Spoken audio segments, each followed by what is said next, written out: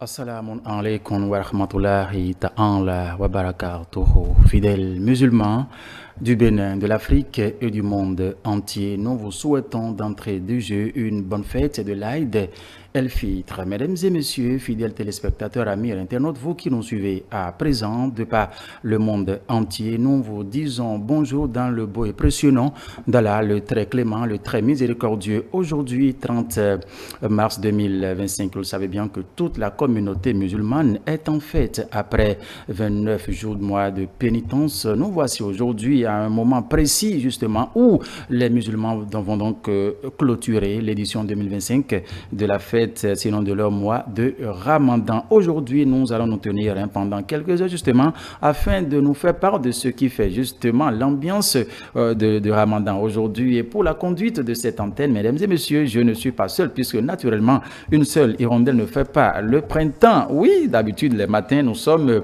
en couple circonstanciel et on ne va pas en tout cas aujourd'hui passer à côté de cette tradition. Aladja Maëla Lawson, salam alaikum. Bonjour Mathieu, je vais dire alors El Hadj Mathieu. El Hadj Moussiliou, quand je suis devant les jours comme ça, je suis... Voilà, voilà. Alors, chers téléspectateurs, bonjour à vous. Spécial Ramadan, 29 jours de jeûne, de privation, de prière et aussi de générosité pour nos amis musulmans. Voilà, venu le moment de la célébration, de la consécration. Alors, Aïd Moubarak à toute la communauté musulmane. Justement, nous souhaitons bonne fête, disait un tel. Alors, Maël, dis-moi aujourd'hui, quand vous vous êtes réveillé tôt ce matin, dites-moi, quel sentiment vous a animé quand on devrait se retrouver pour tenir en compagnie les fidèles musulmans qui vont se rendre à la place Idi tout à l'heure?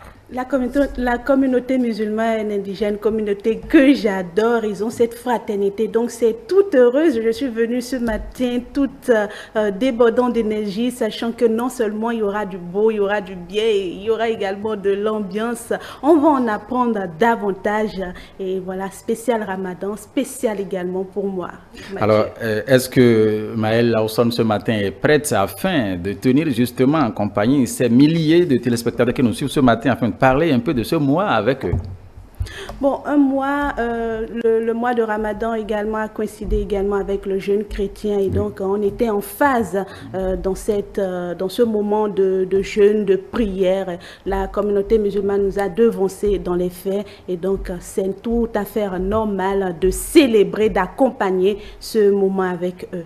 Nous allons donc justement accompagner ce moment avec eux, hein, mesdames et messieurs. Donc, du moment où vous nous suivez, nous avons démarré ceci hein, jusqu'à 11h et toute la partie technique bien drapée en leur tenue de fête ce matin à la Rafi au Boukari, naturellement devant les 1001 boutons. De l'autre côté, va donc nous accompagner tout au long. Eh bien, également, Tawanou Aladji Ibrahim, on va lui donner aujourd'hui parce que nous allons tous nous baptiser circonstanciellement aujourd'hui. Et si le décor est ainsi planté, mesdames et messieurs, nous allons remercier Allah, celui-là grâce à qui nous avons vu ce jour, celui-là qui nous a fait passer du 1er mars jusqu'en ce jour. Nous sommes en train de célébrer la fête du Ramadan. Aujourd'hui, un tour à la régie Babarere Maël Lawson. Nous allons savourer ce morceau justement pour le plaisir de tous ces milliers là qui nous suivent. Bien sûr, on est prêt.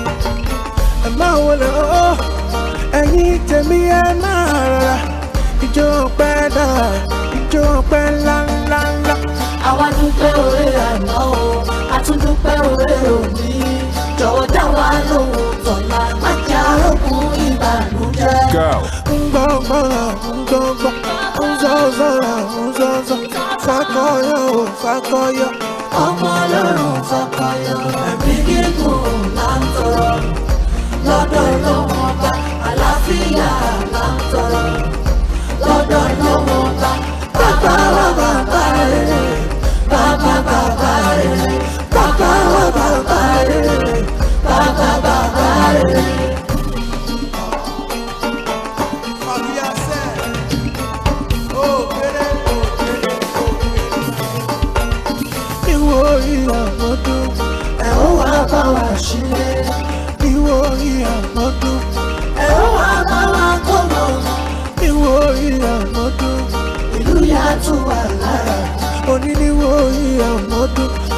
Baba fire shine. Tori umbanga, zozora, fakoya, fakoya. Ọmọ Ọlọ́run fakoya.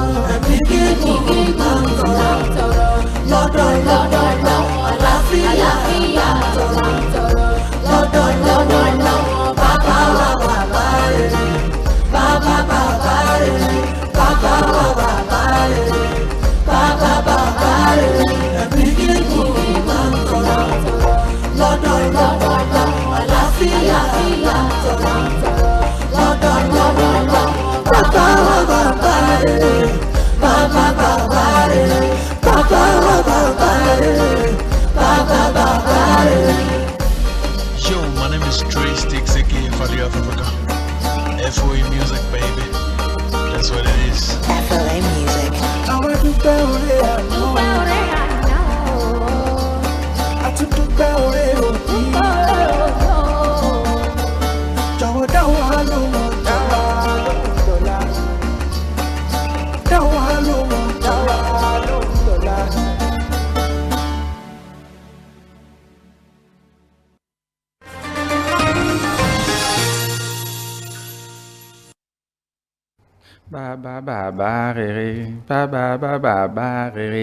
Miles, tout à l'heure, je vous voyais bouger la tête. Ça veut dire que le morceau vous a pénétré ou bien c'est vous qui l'avez pénétré? On a l'impression que ça remercie Dieu. Je ne comprends pas réellement la langue, Voilà. mais ça transporte quand même. Justement, ça remercier Dieu. Il dit mon doux Père Anna, je remercie Dieu pour hier. Mon doux Père Tony, je remercie Dieu pour aujourd'hui. Et je lui demande maintenant de répondre justement à nos appels pour les fois à venir. C'est ce que disait le morceau tout à l'heure. Voilà, donc... voilà un peu, mesdames et messieurs, à l'instant, c'était le clip qui nous installe, puisque ce rendez-vous spécial, c'est aussi l'intervention de Gani Brahimi depuis Parakou dans quelques minutes, avec la présence de notre invité en studio, avec qui nous allons revenir un peu sur le mois de Ramadan, les carèmes, la prière qui va se faire aujourd'hui et tout. Et nous allons, Maël, avec en tout cas la complicité de nos réalisateurs aujourd'hui, recevoir notre invité qui est déjà présent en ce studio avec nous, Cheikh Aminou Wali. Assalamu alaikum. Wa alaikum salam wa rahmatullahi wa barakatuhu. Kaifa antum? Alhamdulillah, ça va très bien. Nous voici à un jour spécial, vous êtes là. Merci d'accepter cette invitation aujourd'hui. Oui, c'est moi. Je vais laisser le soin à Maëlle aussi de vous recevoir, parce que de toute façon elle sourit, on sent qu'elle a justement envie de parler avec Cheikh ce matin. Ah oui. Cheikh Wali Aminou, bonjour. Bonjour madame. Aïd Moubarak à vous. Merci beaucoup. Merci d'avoir répondu présent. Vous devrez certainement être ailleurs, mais vous avez accepté être sur le plateau du spécial Matina Ramadan ce matin avec nous. Oui. Alors, bonne arrivée. Merci beaucoup. Merci.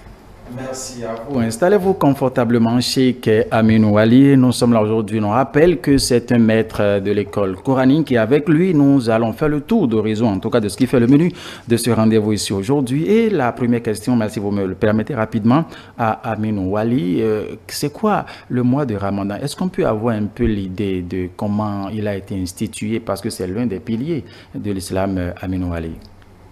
Alhamdulillah, alhamdulillah, rabbil alamin. Assalamu alaikum wa rahmatullahi wa barakatuhu, ayyuhal mu'minun. Je remercie vraiment Seigneur pour nous avoir donné ce matin. Et d'habitude, nous avons l'invocation Alhamdulillahi lezi ahyana bandama amatana wa ilayhi nushur. Merci Allah. Alors, le carême du Ramadan, d'abord, c'est une période, c'est un mois, et au cours duquel tous les musulmans ont l'obligation d'observer le jeûne. Ils ont l'obligation d'observer parce que il a été inscrit dans le Coran. Bismillahirrahmanirrahim. Ya ayyuhallazina amanu kutiba alaykumus siyam kama kutiba ala allazina min qablikum la'allakum tattaqun. Sadaqallahul azim. Alors, ce verset coranique qui se trouve dans le chapitre 2, Surat al-Baqarah, à son verset 183, je crois bien, dit aux croyants, dont les musulmans, d'accord, Dieu a fait pour vous le jeûne du mois de Ramadan une obligation, afin que vous puissiez être parmi les fidèles qui croient et qui craignent Allah. Alors, c'est pour mesurer la croyance et combien de fois nous avons peur du Père Céleste. Et ce mois, c'est un mois au cours duquel tout musulman en bonne santé a l'obligation d'observer le jeûne, sauf il y a deux exceptions. Je crois bien c'est ceux qui sont malades. Ils ont la facilité de le faire d'une façon que je vais expliquer tout à l'heure. Oui, avec le temps, vous allez revenir sur ça. Oui, et ceux qui sont aussi en voyage. Mais aujourd'hui, les choses ont changé. Le voyage aujourd'hui n'est plus à pied. C'était au moment où c'était à pied qu'on avait cette exception-là. Mais aujourd'hui, ce n'est plus valable. Voulez-vous dire que par le passé, le voyage se faisait à pied? On peut quitter ici, aller par exemple à Parakou à pied, aller à Djougou à pied? Parakou à pied, c'est comme quitter un quartier de Cotonou pour un autre. Sinon, les gens allaient à la Mecque à pied du Bénin. Ah bon? Oui. Et ils font combien de jours comme ça? Ce serait compliqué. Des mois. Des mois. Voire années. Ça dépend de la programmation. Ça participe à un processus spirituel, c'est Oui, ça? C'est bon, ce qui doit être fait. c'est ce qui doit être fait parce que au début, il n'y avait pas encore les moyens de déplacement. Et le prophète lui-même, il s'était rendu à la Mecque à cheval, tantôt à pied. Donc, les musulmans, ils avaient cette habitude-là. C'était la facilité même. Et disons même que pendant le trajet, il y a beaucoup de dégâts, des pertes en vie humaine, tout ça. Et ils se disaient que c'est le combat sur le droit chemin. Ils sont même à l'aise de périr là que de mourir à la maison. Donc les gens, ils partaient seulement à l'aise, ils étaient contents. Donc si on comprend bien, c'est que le jeûne était un cheminement qui était aussi physique Voilà. à ce moment. D'ailleurs, le jeûne fait partie des piliers de l'islam. Après avoir fait le shahada, c'est-à-dire Ashhadu an la ilaha illallah wa anna Muhammadur Rasulullah, tu as avoué ou bien tu as testifié, tu as reconnu que Allah est unique et le prophète Mohammed est son messager, son envoyé. Tu as fait la prière, d'accord? Tu fais la prière, la salat, et tu as fait la zakat, c'est-à-dire l'aumône. En quatrième position, il y a le jeûne de Ramadan, qui est une obligation, ça fait partie des piliers de l'islam. C'est très, très capital. Oui, vous allez reprendre, vous allez continuer parce que vous étiez en train de dire que vous étiez en train de parler des conditions de voyage, les deux conditions qui pouvaient empêcher un fidèle musulman, s'il n'y a pas cas de maladie, c'est le cas de voyage. C'est sur cet aspect-là vous avez arrêté, donc vous pouvez continuer. Voilà, s'il n'est pas malade, une maladie sérieuse, ce n'est pas le paludisme, ce n'est pas l'anémie. Alors, une maladie sérieuse qui empêche qu'il jeûne, comme lui c'est sérieux, vous voyez, donc il va s'abstenir de faire le carême, mais il le rend d'une autre façon. Peut-être il va nourrir les nécessiteux pendant le carême, et ceux-là vont jeûner pour eux, mais c'est lui qui finance le début et la fin, c'est-à-dire le matin, c'est chez lui, ils vont manger, c'est de sa main, ils vont manger. Et à la rupture, chaque jour, c'est lui qui finance aussi, jusqu'à la fin du mois du Ramadan. Là, ainsi, il a rendu, d'accord, le carême qu'il pourrait faire lui-même par cette voie-là. Donc, c'est une possibilité. Et si je dis que l'autre voie, c'est-à-dire pour le voyageur, ce n'est plus possible, les choses sont aujourd'hui modernisées. Donc, il n'y a pas de problème. Donc, c'est cas de maladie seule qui peut empêcher un musulman de jeûner. Excusez-moi, Maël, une question de curiosité. Vous avez dit, celui qui est indisposé, par exemple, peut faire jeûner quelqu'un d'autre. Est-ce que c'est-à-dire que celui qui jeûne pour celui qui est indisposé le fait pour lui et pour celui à qui le fait, ou bien après lui prendra encore autre moment pour rembourser ses jeûnes, d'autant plus que lui-même est appelé à jeûner normalement? Non. celui qui est secouru, ou bien celui qu'on a appelé pour jeûner, pour celui qui est malade, il jeûne normalement pour lui.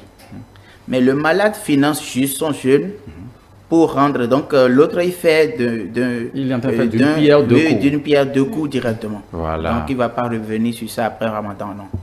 Voilà. C'est ça. Donc, oui, allez-y. Quelle est l'importance spirituelle du jeûne et plus particulièrement des 29 ou 30 jours précisément? On fait souvent la confusion là naturellement. Voilà. C'est 29 jours ou 30 jours. Alors, quel est le jour réel et pourquoi cette signification? Pourquoi 29 jours? Pourquoi 30 jours? Voilà.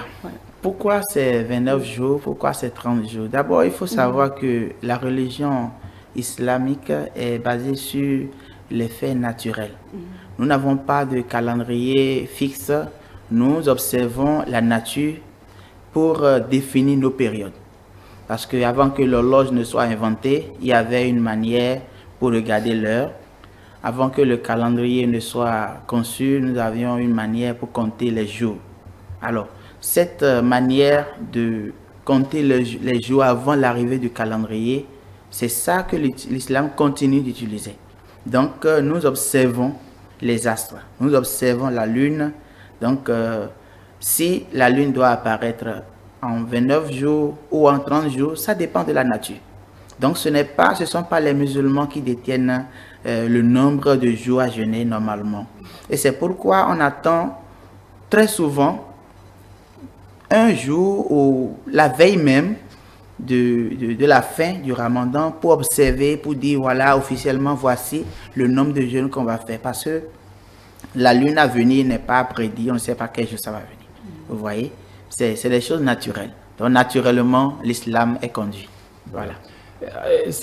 Aminou Wali, quelles sont les préparations spirituelles? Parce qu'on sait que le mois de Ramadan démarre, Maël disait tout à l'heure, vous avez expliqué un peu l'importance spirituelle. Oui. C'est d'abord l'alliance, puisqu'on se trompe souvent sur 30, 29 et tout ça, vous venez d'expliquer. Est-ce qu'on peut avoir un peu une idée sur quels sont les préparatifs? Vous avez dit que le calendrier musulman est un calendrier qui date de très longtemps. Vous n'avez pas renouvelé, vous n'avez pas revu, vous ne l'avez pas modernisé.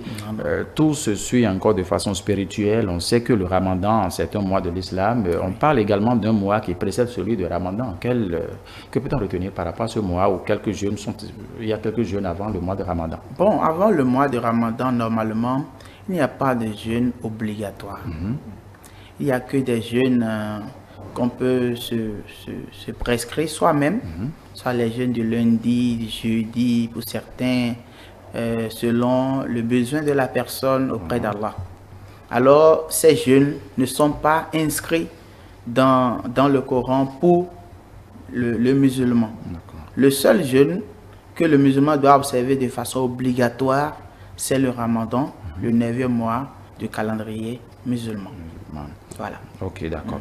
Le mois, une fois démarré, Aminou Wali, quelles sont les conduites requises qu'il faut tenir durant ce mois? Parce que nous voyons, on constate souvent que dès que le mois arrive, les musulmans se multiplient, les musulmans deviennent nombreux. Longtemps, on s'est rendu à la mosquée, longtemps, on a prié, mais on vous dit, ben, écoutez, Ramadan est là, il faut jeûner et tout. Est-ce qu'il y a des conduites requises, justement, qu'il faut observer au cours de ce mois de Ramadan? Voilà, les observations faites au cours du mois de Ramadan, c'est d'abord, comme je l'avais dit tantôt, Dieu a voulu qu'on jeûne, qu'on observe ce mois de jeûne pour montrer la crainte que nous avons envers lui. Alors, si c'est au cours du Ramadan que vous voyez beaucoup de musulmans, c'est-à-dire que tous les musulmans, ils veulent se montrer proches de Dieu, ils veulent se montrer exemplaires, ils veulent respecter ce que Dieu a voulu, d'accord? Et ils se donnent, ils laissent les mauvaises actions. Vous savez, l'homme, il est fait de plusieurs façons. On dit, le bien et le mal est en toute personne. Donc, les musulmans, ils essaient de cacher leur côté négatif pendant ce mois et ils se donnent à Dieu, ils adorent, c'est une adoration complète. Ils s'abstiennent du repas en pleine journée et les mariés oublient un peu le désir charnel de leur femme pendant la journée. les passants ou les installés au bord des voies, on se limite dans l'observation de certaines choses ou dans la calomnie. On ne peut pas faire le jeûne et en même temps être médisant en même temps. Donc, il faut observer beaucoup de choses qui vont purifier, d'accord, notre âme afin que le jeûne soit accepté. Parce que la récompense du jeûne, c'est seulement Allah qui sait. On ne peut pas dire que c'est telle chose qui est réservée pour celui qui a jeûné. C'est Dieu qui a la récompense et c'est lui seul qui mesure l'intensité. Alors, à vous écouter, on comprend que le jeûne est très important pour le musulman. Alors, qui est exempté? Exempté, oui. C'est, comme je l'avais dit, c'est les malades. Les malades, si tu es gravement malade, tu ne le fais pas pour ne pas empirer ta situation. Donc, tu laisses et le reste... Juste les malades, plus d'autres personnes. Plus d'autres personnes. Aucune autre raison pour ne pas jeûner. Aucune autre. La particularité, la particularité que nous observons quand vous dites aucune personne, est-ce que c'est les mêmes principes qui sont respectés chez les femmes que chez les hommes? Voilà. Oui.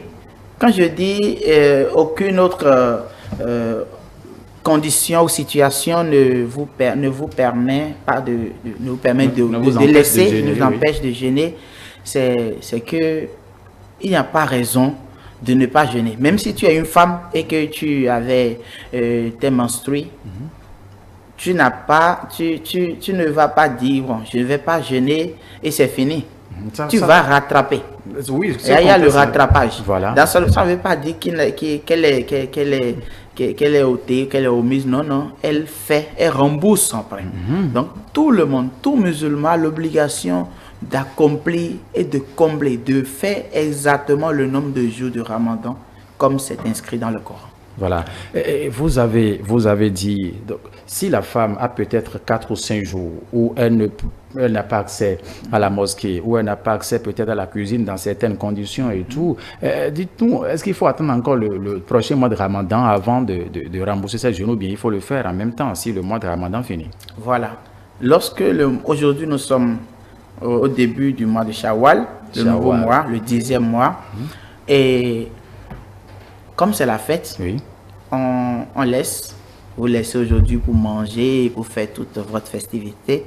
Mais à partir de demain, certaines femmes commencent par rembourser. Il faut rembourser le plus tôt possible. Et d'ailleurs, très tôt serait le mieux parce que tu as encore la ferveur du Ramadan. Tu sens encore que ton corps est encore dans les conditions d'observer l'abstinence alimentaire, tout ça. Donc tu continues en même temps après la fête. Tu continues, tu enchaînes si c'est 4 jours de menstruation, si c'est 2, si c'est 3, ça dépend. Donc tu rembourses en même temps. Tu n'attends pas le prochain Ramadan, non. Le remboursement pour celui ou celle qui n'a pas pu jeûner est important et nécessaire. Très important. Très important. Sinon obligatoire. Obligatoire. Et aussi, je vais revenir sur le point où lorsque volontairement vous ne jeûnez pas, là c'est très puni. Et pire encore, lorsque vous avez commencé le jeûne le matin et volontairement vous avez mangé dans la journée, là c'est encore une autre punition pour ça. Parce que le prophète a dit que lorsque le musulman volontairement rompt le jeûne, il aura 2 mois sans interruption de jeûner après le Ramadan pour rembourser une seule journée de carême détruite volontairement. Donc, on n'a pas intérêt à ne pas faire dans la norme. Est-ce qu'il y a une manière de contrôler que vraiment le musulman respecte et le fait vraiment? Bon, une manière de contrôler, je vais dire vraiment que c'est Est-ce qu'on a la certitude que tous les musulmans respectent vraiment cela? Non, ça c'est personnel. Parce que je ne peux pas voir un musulman debout et dire voilà, celui-ci respecte. On ne peut pas. Donc, chacun avec sa foi, tu sais ce que tu veux de ton Dieu et à toi de conduire tes jours de Ramadan comme tu veux, mais avec la crainte d'Allah. comme Dieu l'a demandé. Voilà. Afa Aminou Wali, vous avez dit c'est celui qui rompt volontairement son jeûne de façon fantaisiste qu'il rembourse sur 2 mois à raison de 60 jours successifs. Voilà. Et celui qui volontairement n'a pas jeûné, n'a pas du tout jeûné. C'est-à-dire en une journée, il choisit de ne pas faire carême. Bon, volontairement il n'a pas jeûné, là, celui-là, on va considérer cette classe-là dans le cas des femmes qui ont eu les menstrues, donc il va rembourser le nombre de jours laissés après Ramadan. Voilà. Et quelle conduite doit tenir un chef de ménage, c'est-à-dire un père de famille? On veut parler ici des implications familiales, justement, dans le processus, dans le déroulement effectif du mois de Ramadan. Quelles sont les dispositions qui doivent être prises au sein de la famille? Sinon, quel âge? Commencer par demander à son enfant et tout, avant de commencer par jeûner et tout. Aminou. Voilà. Le prophète sallallahu alayhi wa sallam, il a dit déjà que lorsque l'enfant a 6 ans, il faut commencer par le forcer à la prière. Alors, un enfant qu'on force à la prière, déjà, on peut déjà lui donner le goût du carême. Donc, à partir de 6 ans, on peut déjà commencer par conduire l'enfant à faire petitement. Mais aujourd'hui, les enfants, le monde a évolué. Ce n'est plus dans l'ancien temps où à 6 ans, l'enfant est encore trop petit. À 6 ans, il raisonne déjà trop bon. Donc, on peut déjà, à partir de 3-4 ans, commencer par initier l'enfant à l'observation du jeûne avec du matin à midi ou du matin à 14 heures, ça dépend de comment il tient, jusqu'à commencer par faire la pleine journée. Maintenant, la préparation du père de famille pour le carême, d'abord, il faut qu'il y ait une préparation psychologique. Il faut psychologiquement préparer les membres de la famille. Voilà, ça vient en 2 mois, en 1 mois, en 2 semaines, quelques jours, et ça commence. Maintenant, il faut la préparation financière. Parce que vous allez remarquer que pendant le mois de Ramadan, les denrées sont pas rares, mais chères. Donc, il faut vraiment avoir les moyens. Mais ça ne veut pas dire qu'il faut forcément trouver une grosse somme avant de commencer. Il faut faire avec les moyens du bord. Voilà, donc vous allez préparer la chambre avec les provisions, avec tout ce qu'il faut pour votre famille, pour manger le matin, al-fajr, et pour la rupture le soir, pour tout le mois de Ramadan. Voilà. Et comment, pour un fidèle musulman qui doit jeûner pendant le mois de Ramadan, voilà qu'il est fonctionnaire d'État, voilà qu'il est un commerçant qui doit aller au marché, voilà qu'il est employé dans un service, dans une entreprise et tout, comment pensez-vous que cela se passe au niveau de ces derniers? Est-ce qu'au niveau de l'école coranique, vous enseignez également quelque chose de cette manière? Alors, lorsque vous êtes fonctionnaire, quel que soit votre domaine d'activité, et vous devez observer le carême de Ramadan, il faut mettre tout en œuvre pour réussir cette opération pendant 1 mois. D'abord, votre chef, votre employeur, il sait que vous êtes musulman et pendant le mois de Ramadan, vous devez observer cette tradition-là. Là, vos prières doivent être régulières. Vos prières, il faut avoir d'excuses ou de permissions chaque fois pour faire les prières, surtout les prières de la journée où vous êtes au boulot. 14h, 16h, 18h s'il le faut. Donc, vous n'avez pas d'excuse à laisser le carême, même si vous êtes fonctionnaire, même si vous êtes je sais même pas, ça n'a pas de donc sens. il n'y a pas de raison. Non, il n'y a pas de raison. Il n'y a pas de raison. D'accord. Vous avez parlé tout à l'heure de ce qu'il faut véritablement faire un ravitaillement de taille avant de démarrer. Ça fait partie des préparatifs. Maëla Ousson, nous allons poursuivre cette émission. Mais avant de continuer, on fait un tour à la régie afin de permettre justement aux téléspectateurs de suivre justement cet élément. Et juste après, on revient ici pour continuer cette émission. N'est-ce pas cela, Maëlle? Bien sûr, on se retrouve juste après. Voilà.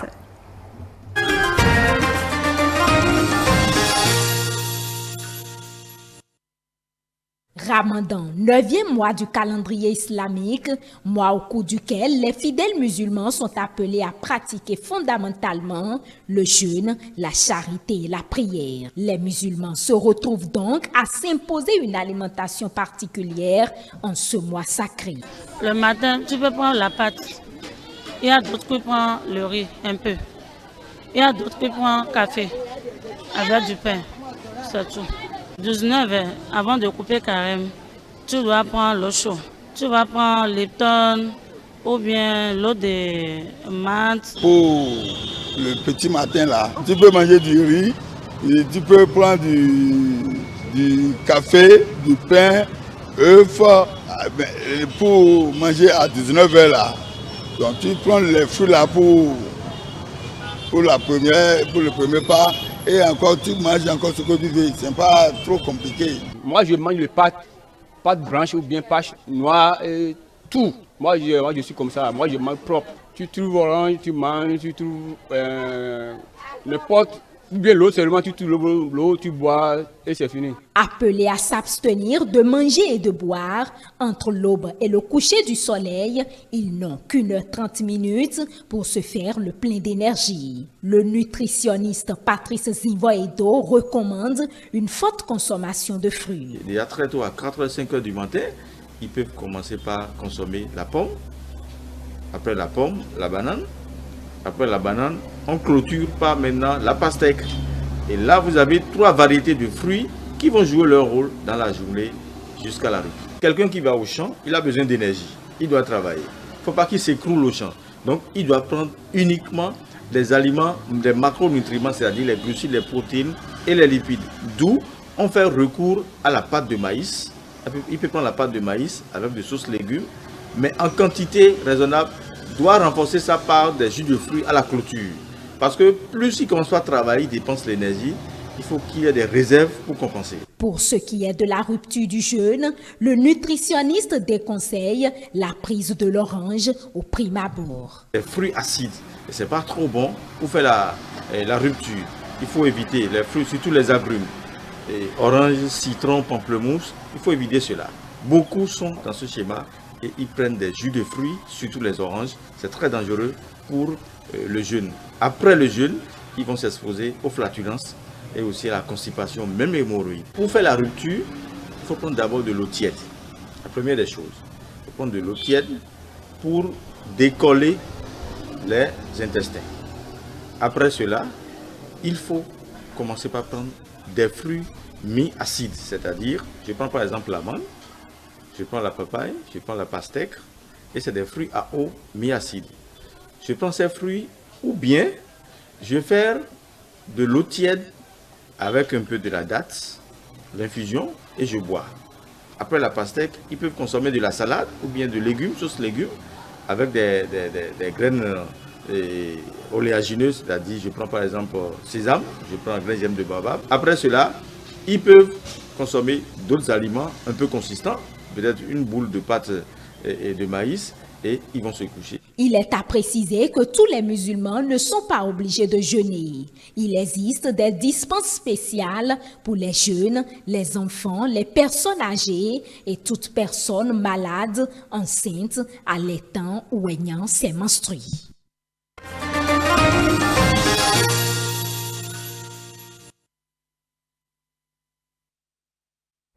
Voilà. Monsieur, à l'instant, le reportage que nous avons suivi, Maël Hawson. Oui, Cheikh Wali Aminou, vous avez suivi avec nous les éléments consommés. Alors, que dit le Coran des aliments du soir et à l'aube et du soir à la rupture du jeûne? Merci beaucoup, madame. Dans le Coran, nous avons juste la limite pour jeûner. On a dit Bigouloub les Shams et la Gasak Leil. Ça veut dire qu'il faut jeûner du lever du soleil jusqu'à la tombée de la nuit, c'est-à-dire au coucher du soleil, du lever jusqu'au coucher du soleil. Donc, préciser quel aliment manger dans le Coran, non. Là, nous allons faire allusion au hadith, au prophète, qui dit Fatasaharu fa'inna fi suhuri barakatan. Ça dit quoi? Il faut manger obligatoirement le matin, parce que dans ce repas du matin, du petit matin, il y a beaucoup de bienfaits. Alors, même le prophète, il n'a pas précisé quel genre d'aliments il faut consommer. Alors, qu'est-ce qu'il faut faire? Chacun connaît son organisme.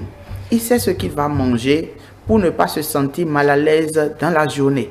Alors, même si vous n'avez pas d'appétit, pas du tout d'appétit, juste une petite quantité d'eau suffit. Le problème, ou ce qui est interdit, c'est de ne rien consommer du tout. C'est ça, vous n'avez pas jeûné. Le jeûne musulman oblige le musulman à consommer quelque chose au petit matin. Forcément, c'est obligatoire.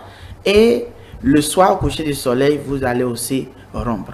Alors, dans l'élément de reportage, j'ai suivi qu'il faut manger de la pastèque, la mangue. D'accord, chacun connaît son organisme. Si mon organisme supporte la pâte au petit matin, je prends. Pour certains, au petit matin, ne peut pas supporter la pâte.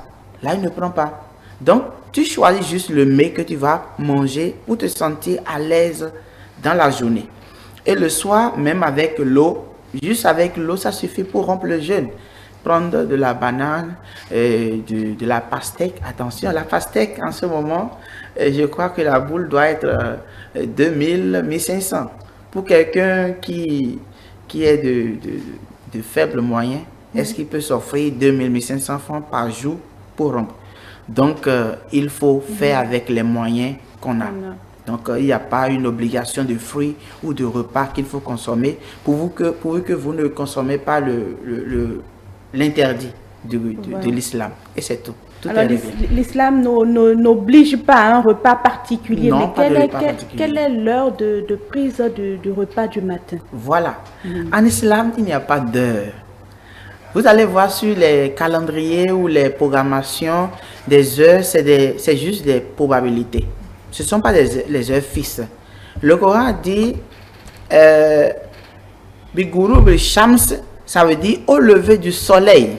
Le soleil se lève au Bénin à quelle heure? Au Togo à quelle heure? Donc, on ne sait pas à quelle heure normalement. Mais le prophète, dans ses pratiques, il avait l'habitude de sortir et on place la main pour voir si on peut lire les étoiles déjà, pour montrer, en fait, pour voir si le soleil est déjà, d'accord, c'est déjà levé ou pas. Donc, on fait ces pratiques-là au vieux temps. Ça, c'était au vieux. Il n'y avait pas de l'horloge en ce moment-là en tant que tel. Mais aujourd'hui, nous, on se dit, voilà, déjà 5h15, 5h20, il faut cesser de manger. Ce n'est pas une prescription. L'horloge, en fait, le moment n'est pas fixé par l'heure. C'est juste les observations de la nature. Même le soir, on dit c'est à 19h. D'autres, dans certaines maisons, vous allez voir déjà à 18h30, certains rompent le jeûne, et 45, d'autres... C'est donc l'observation du soleil. Est-ce que, tel que le soleil est dans le ciel là-haut, au couchant là, est-ce qu'il va encore apparaître? Est-ce qu'il est déjà totalement parti? Donc il faut voir ça pour rompre le jeûne. S'il part totalement dans vous allez rompre le jeûne, c'est bon. Mais si vous voyez que voilà, c'est juste un nuage qui a couvert le soleil, ça, dans quelques instants, ça va revenir. Il vaut mieux attendre qu'il se couche totalement avant de le faire. Donc il n'y a pas d'heure fixe. C'est juste l'observation de la nature. Et pour quelqu'un qui n'a pas pu prendre le premier repas du matin, le repas du matin déjà au moment du jeûne, est-ce qu'il a la possibilité de rattraper en journée? En journée, non, ce n'est pas possible. Une fois que c'est passé, c'est passé. C'est passé, c'est passé. Il a raté. Maintenant, je prends le cas de celui-là qui a dormi jusqu'à dépasser l'heure de fin du repas. On dit Inam al-amal biniyat. Toute action est basée sur l'intention que vous formulez. Alors, si tu as l'intention, tu as normalement l'intention de manger, mais le sommeil t'a empêché, tu continues le jeûne, tu ne manges plus. Tu continues jusqu'au soir. D'accord? C'est ça, les Yoruba, parfois, ils appellent Agbaïko. Donc, tu as dormi, tu as dépassé l'heure du repas. Mais si tu te dis, bon, je vais dormir, faisant semblant de ne pas manger pour que l'heure la passe, là, tu n'as pas jeûné. Tu n'as pas jeûné. Tu as voulu dribbler Dieu. Voilà, qu'on ne dribble pas là.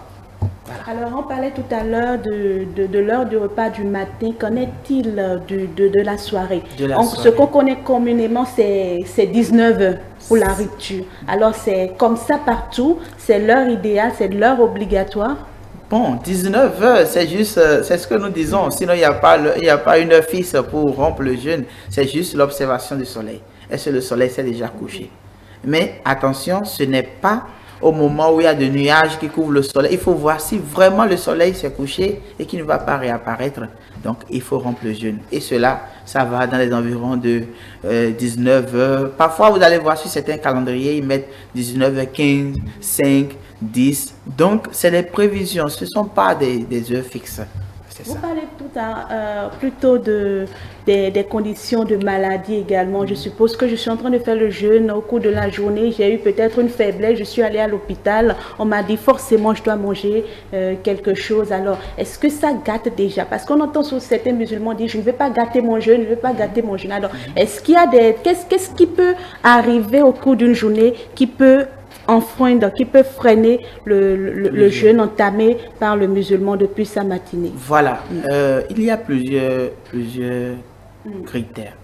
Lorsque la femme musulmane, le matin, elle a commencé le jeûne, et à 13h, 14h, 16h, en tout cas avant l'heure de la rupture, elle a retrouvé son visiteur, elle cesse, elle arrête. Le jeûne de ce jour-là est gâté, donc elle va rattraper après. Maintenant, s'il s'agit d'un homme ou c'est un malade, il va à l'hôpital, on lui dit qu'il va prendre des injections. Alors, il ne peut plus continuer. Il arrête, il prend sa piqûre et c'est passé. Et aussi, on ne le souhaite pas, des accidents où la victime va couler du sang. Là, le jeûne est gâté aussi. Il n'a qu'à continuer à manger. Il n'a qu'à manger en fait et laisser le jeûne de cette journée-là. Et après, il va rattraper. Donc, ces critères-là nous empêchent ou bien peuvent interrompre ou couper notre jeûne en pleine journée. Vous parlez tantôt de lever du soleil. Comment la déterminez-vous? Est-ce qu'il y a des spécialistes pour ça? Les spécialistes pour voir le lever du soleil, oui. Mais nous n'avons pas la capacité ou bien la possibilité de contacter les spécialistes chaque jour du Ramadan pour demander, bon, est-ce que le soleil s'est déjà levé, on peut se couper? Non. C'est pour cela, les savants, ils ont fixé, ils ont prévu, d'accord, une heure pour cesser. Sinon, l'heure, c'est juste une prévision. Ce n'est pas inscrit dans le Coran que c'est telle heure, à telle heure il faut cesser, à telle heure il faut commencer. Donc, l'heure de 19 h, en fait, c'est une heure de prévision pour rester dans la juste moyenne. Voilà. C'est pas obligatoirement cela. Alors, on parlait tout à l'heure, vous donniez l'exemple de la pastèque qui peut flamber, dont le prix n'est pas accessible à tout le monde, à toutes les couches. Alors, nous allons vous inviter à suivre cet élément sur le prix des fruits. Par exemple, on a constaté qu'en mois de Ramadan, dès que le Ramadan commence, les prix commencent pas à augmenter. Quelle est la raison? Pourquoi? On va y revenir tout à l'heure avec vous. Mais avant, on invite les téléspectateurs à suivre ce reportage.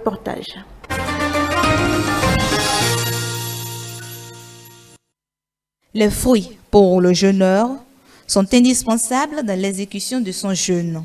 Dans les marchés de la ville de Parakou, on observe une flambée considérable du prix de ces fruits. Nous-mêmes, on ne comprend rien. C'est monté seulement. On ne sait pas c'est comment des carèmes qui a amené ça ou bien ça voulait ajouter le prix. Comme ils ont entendu que carême est là, tout est monté. Tout est devenu cher, tout est intouchable. On ne peut pas toucher quelque chose. Parce qu'en ananas, quand on a acheté 5 000 maintenant, si tu n'as pas gardé 7 000, tu ne vas pas acheter ça maintenant. Comme quand on a acheté à 20 000, à 22 000, aujourd'hui c'est parti jusqu'à 25 000. C'était comme ça avant, mais comme Ramadan a approché là, c'est encore dépassé comme avant. Ils ont augmenté le prix là. Vraiment, l'homme ne peut pas acheter pour casser bouche avec. Les vendeuses se plaignent de la cherté des fruits et expriment leur mécontentement. Avant là, je prends même 5 quarantaines, ça finit. Même maintenant, 1 quarantaine là, avant de trouver client, ça va faire 2 jours, 3 jours, 4 jours comme ça. Et ça ne brille pas, ça va gâter tout. On ne trouve pas l'argent. On se débrouille, ce qui est sur Dieu est grand. On se débrouille comme ça, ce qui est pour toi, tu dois prendre ça. Depuis le matin même, je n'ai même pas gagné 1000 francs d'abord. Je suis assise comme ça. Comme les fruits sont secs. À cause de ça, on ne vend plus même. On ne vend pas comme avant. En dépit de la cherté de ces aliments, les consommateurs sont contraints d'en acheter. Quand le carême a commencé, on remarque qu'il y a le manque. Il y a une augmentation de prix. Si les fruits qu'on achetait moins avant, tout est devenu cher actuellement. On fait l'effort d'acheter ce qu'on peut. Malgré l'intensité de l'augmentation de ces aliments, ces jeûneurs n'ont d'autre choix que de s'en procurer jusqu'à la fin du jeûne.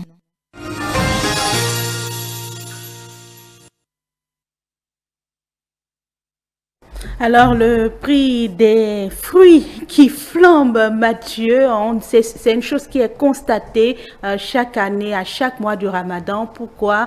Voilà, on a eu quelques éléments de réponse avec les bonnes dames.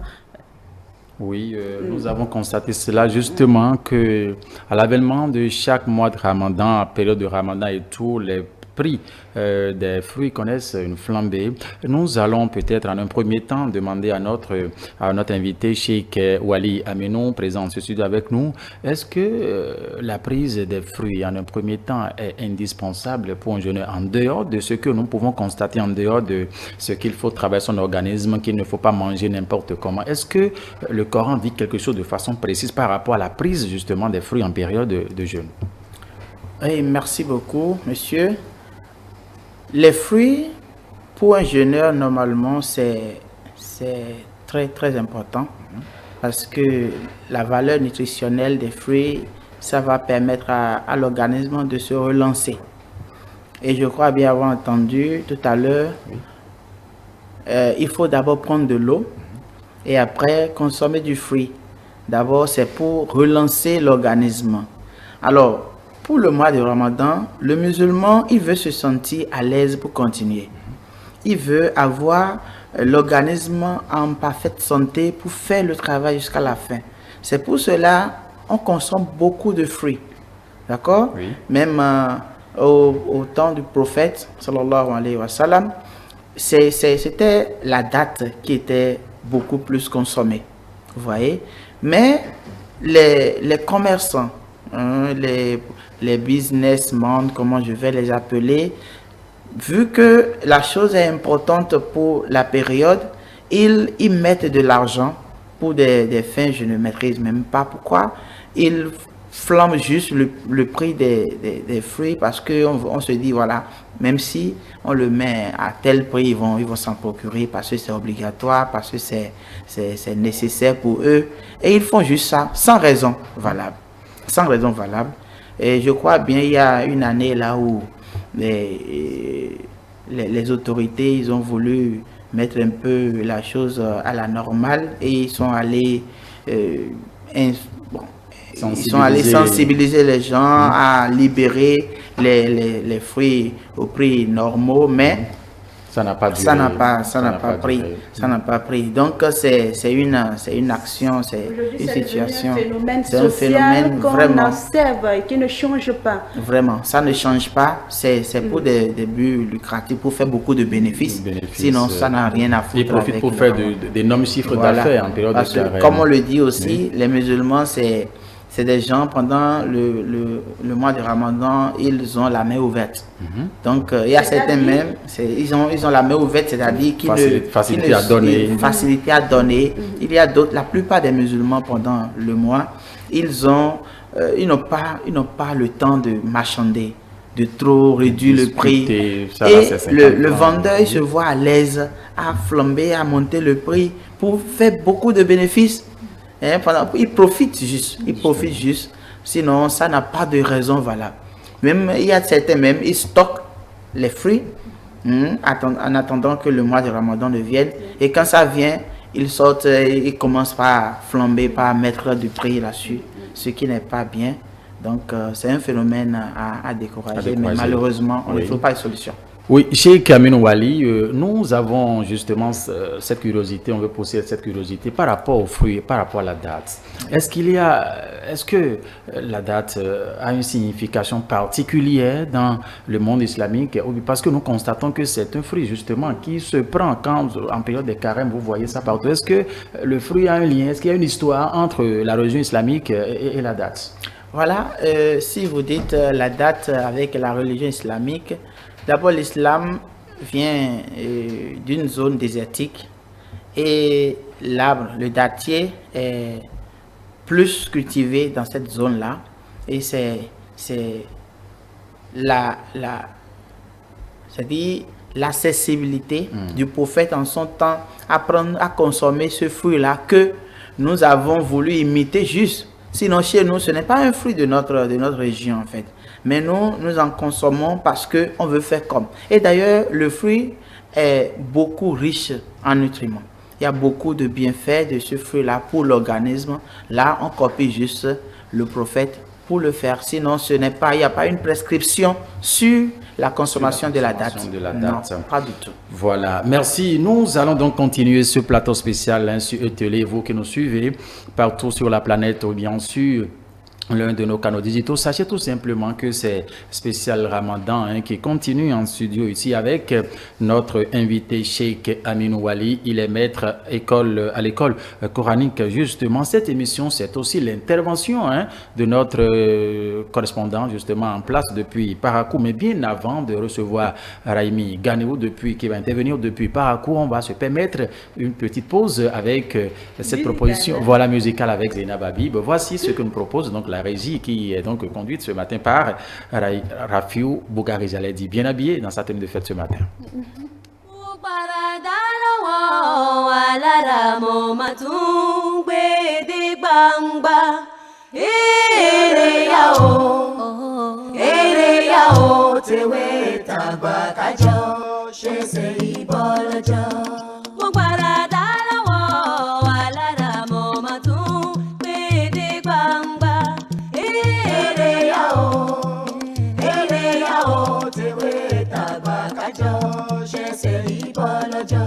Gbogbo ọmọ Yorùbá ẹ wá ẹ dìde ọ̀yá kájọ mú jó bàbá ìwà. Èrè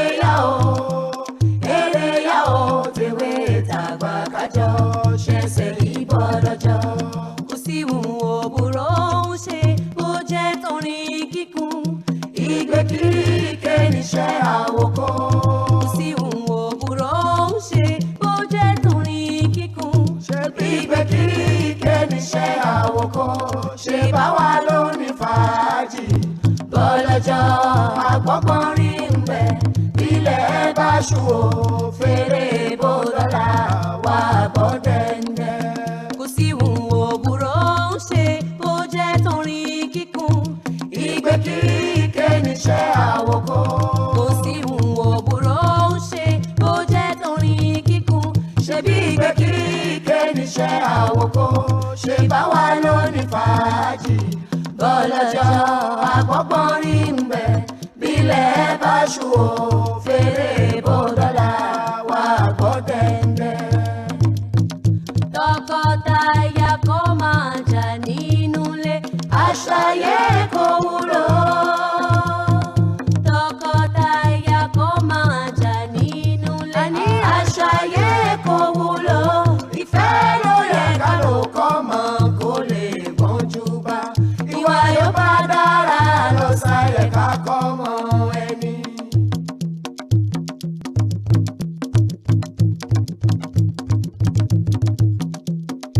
Iṣẹ́ ajé lè jà máa ká má jà fara. Tìwí tàgbà ká ti pamọ́ ṣẹ́. Iṣẹ́ ajé lè jà máa ká má jà fara. Tìwí tàgbà ká ti pamọ́ ṣẹ́. Àló dára ká tẹ̀ lówó, olówó jàre òṣì. Àló dára ká tẹ̀ lówó, olówó jàre òṣì.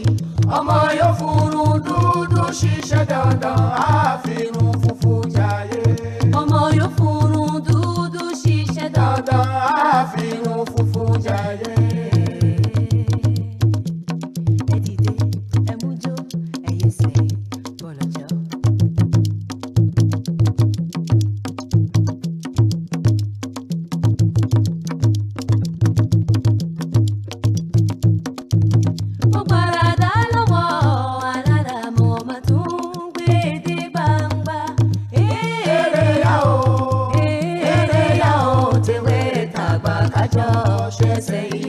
lọ́jọ́. Ọmọ Yorùbá ẹ dìde ọ̀yá kájọ mú jó bàbá ìwà. Eré yá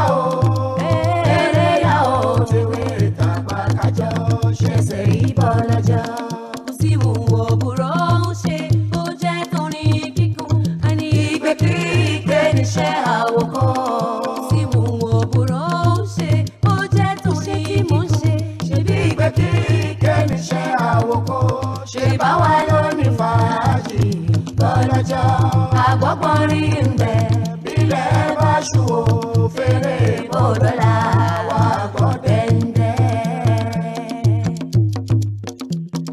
Tọkọtaya kó máa jà nínú ilé, aṣọ ayé kò wúlò.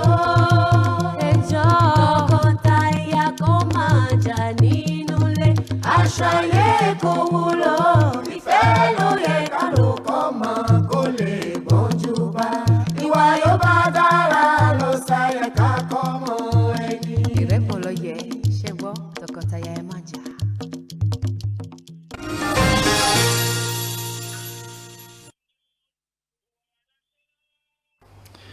C'était du Bolodjo avec Zainab Habib, cette Amazon de la musique béninoise qu'on ne présente plus aujourd'hui. Et c'est justement ce qui va nous permettre d'entrer en liaison, tenter la liaison avec Raimi Ganiou qui va intervenir depuis Parakou afin de nous parler un peu de comment se déroule, sinon se prépare la prière matinale sur les places Idi dans le Septentrion ce matin avec la complicité de la régie. Ce matin, on va tenter la liaison avec Raimi Ganiou qui serait déjà en position. Raimi Ganiou, Assalamu alaikum.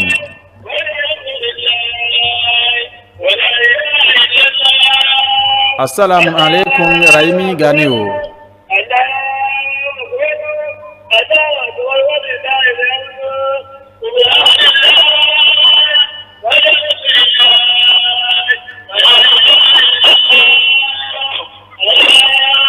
Est-ce que Raimi nous reçoit?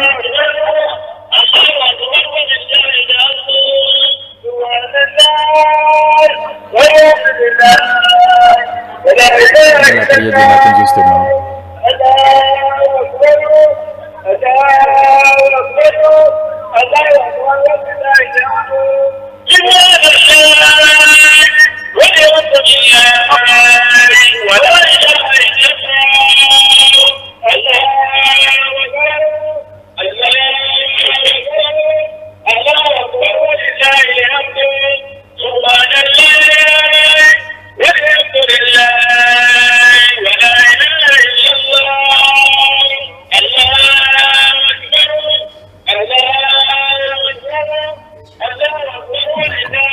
Entre nous ici.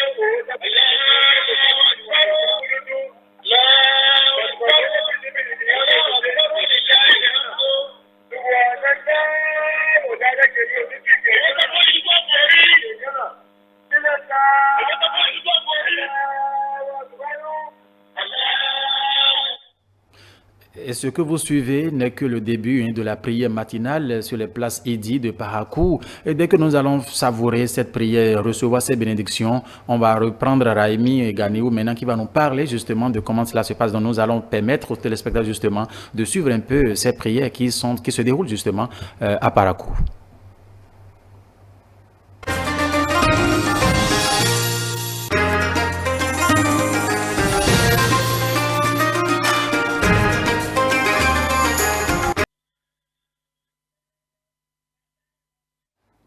L'instant, c'est Maël, c'est la prière façon, ça se déroulait justement à Parakou. Raimi nous a fait savourer un peu. Je sais que vous avez certainement des choses à demander à notre cheikh. Cette prière du matin, quelle est son importance? C'est c'est très très important et obligatoire pour quelqu'un qui a jeûné 30 jours ou 29 jours. Il doit, en communion, en union avec les autres musulmans, se rendre sur la place Idi pour glorifier, comme ils sont en train de le faire, Allahu Akbar, Allahu Akbar, la ilaha illallah, Allahu Akbar. Il doit le faire parce que il faut être reconnaissant, il faut être vraiment très reconnaissant parce que plusieurs sont ceux-là qui ont commencé mais qui n'ont pas fini. Il y a d'autres à qui on a annoncé l'arrivée du mois de Ramadan mais qui n'ont pas commencé. Vous voyez, donc c'est une prière de reconnaissance, une prière de louange, hein, pour glorifier les bienfaits d'Allah dans la vie des musulmans. Et comme ça, l'imam, il vient, ils font la prière ensemble. Donc, on se donne un peu de nourriture de l'âme, c'est-à-dire la prêche. L'imam va faire la prêche, va donner va dire ce qu'il faut dire aux musulmans. Et parmi ces 10 d'imam, il va leur donner le conseil de jeûner Situ Shawwal. Situ Shawwal, ça veut dire quoi? 6 jours, d'accord, d'affilée dans le mois qui commence aujourd'hui. C'est pour combler, c'est pour finir, c'est pour de façon ramasser, pour clôturer le mois de Ramadan. C'est vrai, ce n'est pas inclus dans le Ramadan, mais Situ Shawwal, c'est-à-dire vous faites 6 jours d'affilée de jeûne en plus des 29 jours déjà clôturés pour avoir la récompense de quelqu'un qui a jeûné pendant toute une année. Voilà, tu finis 29 jours de Ramadan ou 30 jours et tu complètes avec Situ Shawwal les 6 jours que tu choisis. Ce n'est pas parce qu'on a encore 30 jours. Donc le musulman choisit les 6 jours volontairement, ce qu'il veut. À quel moment il doit débuter, il doit le savoir. Donc, mais 6 jours quand même. Et quand il finit ces 6 jours-là, il aura la récompense de jeûneur d'1 an. Quelqu'un qui a jeûné pendant 1 an. Voilà. Chez Kaminou, on entendait, vous avez dit Allahu Akbar, vous avez dit La ilaha, mais on a cru avoir également entendu dans les presses tout à l'heure, on entend, c'est comme une chanson, Subhanallah, walhamdulillah, voilà. Les louanges, c'est pour dire, pour purifier.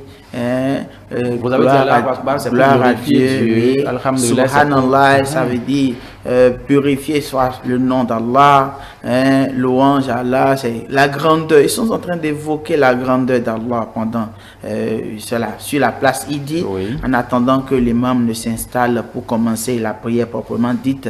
Donc c'est la coutume, c'est d'habitude en fait. Et la place Idi, c'est la place recommandée? Oui. Nécessairement. Bon, la place Idi, la place recommandée nécessairement, je dirais non. Je dirais non parce que dans certaines régions, d'abord il faut comprendre que la prière de Idi, c'est une prière groupée. Dans une zone, il peut y avoir plusieurs mosquées, mais toutes ces mosquées-là vont se regrouper sur une seule place le jour de la fête de Eid al-Fitr pour faire la prière en communion. Voyez? Mais aller à la place, sur la place Idi n'est pas une obligation. Il y a dans certaines zones, ils font leur prière dans une mosquée qu'ils vont choisir aussi vaste pour contenir tout le monde. Ah bon? On peut faire ça à la mosquée. On peut faire ça à la mosquée centrale, à la mosquée Djiman par exemple, ou bien on le fait à la place Idi. Donc ce n'est pas forcément à la place Idi qu'il faut faire cette prière-là. Mais cette prière se fait. Elle doit se faire, mais pas l'emplacement. Le constat, c'est que c'est à ciel ouvert souvent, contrairement à la prière de vendredi. Le constat, mais on peut aussi le faire dans la mosquée. D'accord. Si vous le permettez, on va entrer à nouveau en liaison avec Raimi Ganiou depuis Parakou, qui va nous parler justement de comment cette prière matinale se déroule de l'autre côté du septentrion. Avec la complicité de la régie, Maël, permettez rapidement qu'on retourne une fois encore à Parakou. Raimi?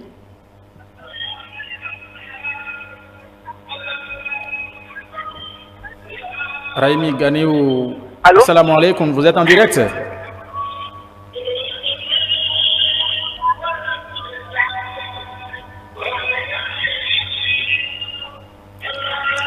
Raimi. Raimi toujours dans l'ambiance de la prière. De la prière. Allô? Oui, Raimi Ganiou, salam alaikum, bonjour. Allô?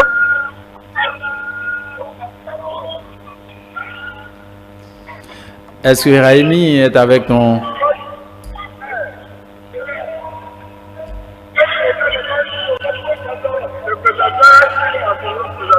Raimi Ganiou?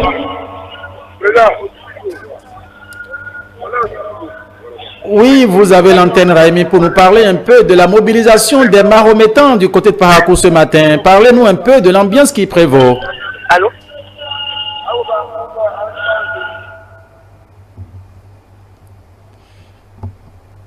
Quelques soucis de liaison avec notre correspondant Raimi, qui doit nous faire part de l'ambiance qui prévaut de l'autre côté de Parakou ce matin à la prière. En attendant, avec la permission de la régie, on peut continuer avec notre invité ici en studio. Vous avez dit qu'il faut tenir compte du soleil pour planifier l'heure de la prière, l'heure de la rupture et tout. Et ce dimanche, par exemple, à quelle heure doit se tenir normalement la prière d'ensemble sur les places Idi?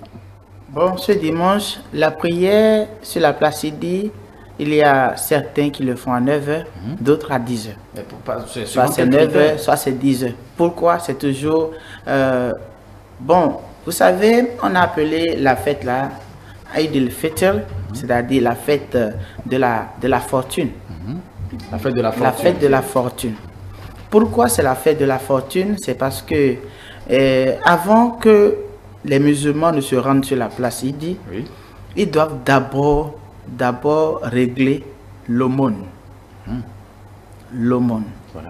Il faut qu'on parle de ce côté-là, parce que tout musulman, déjà autonome, déjà indépendant financièrement, a l'obligation de faire l'aumône zakat. On l'appelle ça zakat. Vous avez des enfants, vous avez votre femme ou c'est votre mari, mais vous avez l'obligation de faire l'aumône le jour du Ramadan, le matin avant la prière. Vous voyez? Donc, on laisse un peu de temps, en fait, le temps que les musulmans règlent cela en famille, à la maison, dans leur quartier, avant de se rendre sur la place Idi. Donc, on voit le moment où le soleil s'aperçoit, d'accord, à l'horizon. Déjà, on les invite à la place Idi. Donc, ils auraient déjà fini de régler cette affaire de monde-là avant l'arrivée sur la place Idi. Nous allons revenir à vous pour parler un peu de comment la zakat, l'aumône, ça doit se faire très tôt les matins avant la prière de la place Idi. On retourne rapidement à Parakou. Raimi serait certainement en situation, et cette fois-ci doit être la bonne. Raimi Ganiou, salam alaikum.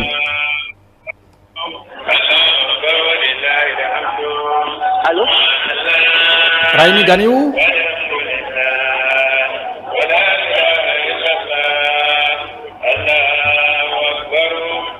Allô?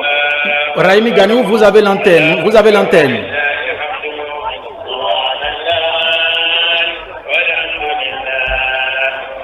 Vous avez intérêt à vous déplacer légèrement du grand bruit afin que le retour, la communication soit parfaite entre vous et nous. Raimi Ganiou?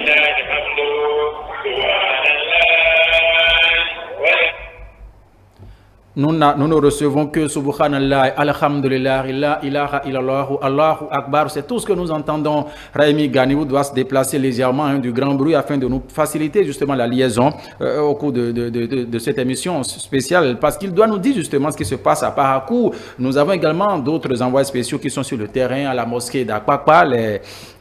Nos équipes sont présentes sur le terrain ce matin à la mosquée, à la place Idi de Renoussou. Les gens sont là. À Calavi, nous avons nos équipes un peu partout ce matin. En attendant de revoir, de rétablir la liaison avec lui, nous allons donc tenter justement, nous allons continuer avec vous. Vous étiez en train de parler de la zakat, mais elle permettait que je lui demande justement, Cheikh Aminou, un père de famille, par exemple, qui a 7 enfants, comment la zakat peut se faire dans ce ménage? Bon, un père de famille qui a 7 enfants, d'abord, la zakat se définit par tête.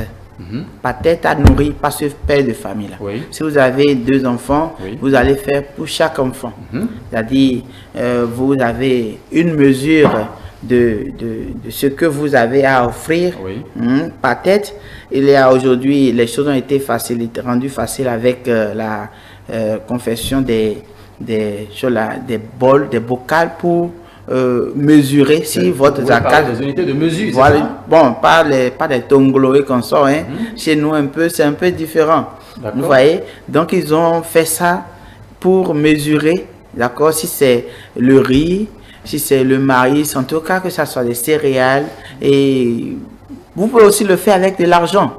D'accord? Donc, on dit, vous allez détacher de votre bien, d'accord, pour rendre joyeux, pour donner le sourire aux lèvres à d'autres qui n'en ont pas, pour que tout le monde en joie, on puisse louer Dieu. De Tardais, situé dans le 2e arrondissement, sur cette place, les fidèles musulmans se sont déplacés massivement pour venir accomplir la prière. Il faut dire que sur cette place, les autorités politico-administratives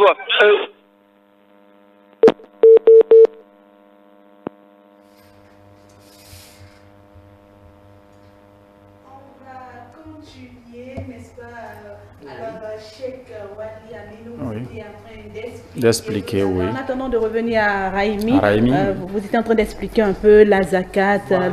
Donc, il faut le faire pour que tout le monde puisse avoir la joie au cœur avant de se rendre sur la place idée. Là, on va sentir vraiment que tout le monde est en fête. Parce que quelqu'un qui a jeûné difficilement et il n'a toujours rien à la maison, il doit aller prier. Vous allez voir que les mines seront différentes. Donc, il faut donner la joie à tout le monde avant d'aller sur la place Idi. Donc, la zakat se fait obligatoirement avant la prière de Idi. Celui qui le fait après n'a pas la récompense de zakat. Il a juste fait un cadeau. Et à quoi peut se matérialiser l'aumône? Est-ce que c'est forcément de l'argent? Ce sont des biens? Qu'est-ce qui constitue vraiment l'aumône qui est donné? Voilà, l'aumône qui est donné ici, ce jour, c'est tout ce qui peut arriver dans une famille et combler leurs besoins. Si c'est des céréales, c'est de l'argent, si c'est même pas, ce n'est pas l'habillement. Si vous voulez donner des habits, vous faites juste des cadeaux. Mais ce qu'on peut manger, manger pour faire. Besoin d'habits, de vêtements oui, aussi. Vous accompagnez cela d'habits. Bon, là, c'est un cadeau en plus. Et même, il est dit que lorsque vous envoyez du maïs dans une famille, il faut l'accompagner de l'argent pour moudre cela. Donc, c'est important. Donc, il faut que vous facilitiez la tâche à la famille. Vous envoyez du riz, il faut donner de l'argent pour préparer. Peut-être qu'ils n'ont pas de l'argent de charbon. Ou bien, vous envoyez de l'argent. Vous voyez, voilà, ils sont dans la maison, ils ont besoin de ci, de ça. Vous allez faire une prévision, en fait. De quoi ils ont besoin vraiment dans cette maison, vous envoyez. Mais la zakat, elle est obligatoire avant la prière de Idi. On se rend compte que l'islam a vraiment pensé à tout. Et même ceux qui n'ont pas les moyens, on oblige, on permet à d'autres personnes, à d'autres musulmans qui en ont les moyens de penser à ceux-là, d'être généreux en ceux-là. Ça démontre déjà de la solidarité qui est constatée, dont on parle généralement au niveau des musulmans. Voilà, donc les musulmans sont solidaires. Parce qu'on dit donc les musulmans sont des frères. L'islam, c'est une grande famille. Nous sommes des frères, nous sommes des sœurs. On doit s'entraider. Et c'est l'entraide là qui nous amène sur ces points-là. Est-ce qu'il y a un délai pour faire la zakat? Oui, le délai c'est de ce matin très tôt jusqu'avant la prière, juste avant la prière, avant de se rendre sur la place. Après la prière, plus possible. Oui, vous l'aviez dit tout à l'heure. Alors Mathieu, je vous cède la parole. Oui, justement, parce que c'est de l'utilité de la zakat, l'aumône qu'il faut faire le matin, qu'on est en train de discuter avec notre invité en studio. Le temps de voici, Raimi Ganiou pourra encore se rendre disponible pour nous afin de nous faire part de ce qui fait l'ambiance justement à Parakou dans le Septentrion. On voit également sur les envoyés sur le terrain ce matin pourront en tout cas rendre également avec nous afin qu'on continue ce plateau spécial ici aujourd'hui. Alors Aminou Ali, vous avez parlé tout à l'heure de la zakat qu'il faut faire de façon obligatoire. Dans vos propos, nous avons cru que justement l'islam n'impose quoi que ce soit de façon très obligatoire. Parfois, je suppose que je suis fidèle musulman, j'ai respecté les 29 jours de jeûne. Aujourd'hui, l'heure a sonné pour la place Idi, mais je n'ai pas pas les moyens pour acheter maïs, pour acheter du riz, pour acheter haricots, du sucre et tout, et partager, quelle conduite dois-je tenir avant de me rendre à la place Idi? Mais j'ai dit au début que ceux qui sont financièrement stables, si tu as les moyens, c'est obligatoire. Pour quelqu'un qui a les moyens d'offrir et il ne veut pas le faire, là, c'est qu'il n'a pas respecté. Parce que, vous savez, l'islam se repose sur 5 piliers. Nous avons Shahadat la ilaha illallah wa anna Muhammad Rasulullah, Ita zakat, comme salat, Ita zakat, wa som Ramadan, wa hajj al-bayt liman istata ilayhi sabila. Donc, la zakat est le 3e pilier. Après avoir fait la prière, tu as d'abord faire la shahada, c'est-à-dire qu'il n'y a pas de divinité à part Allah, et le prophète Mohammed sallallahu alayhi wa sallam, son messager. Après, tu as fait la prière, tu fais les prières régulièrement. 5 fois par jour. Régulièrement, voilà. Et là, la zakat va accompagner. Tu fais zakat. Donc la zakat est obligatoire, ça fait partie des piliers. Et ça s'impose à ceux qui ont les moyens. Si tu n'as pas les moyens, il faut donc attendre que ceux-là qui ont les moyens te fassent la main. Voilà. Donc c'est ce qu'il faut normalement. Exactement. Et le constat aussi sur les places Idi, c'est que c'est seulement 2 debout. On sait que les prières sont variées. Il y a plusieurs manières de faire la prière. Mais on constate que c'est seulement 2 debout. C'est-à-dire, c'est une seule fois, c'est 2 fois seulement on reste debout et on continue. Est-ce que ça a une signification?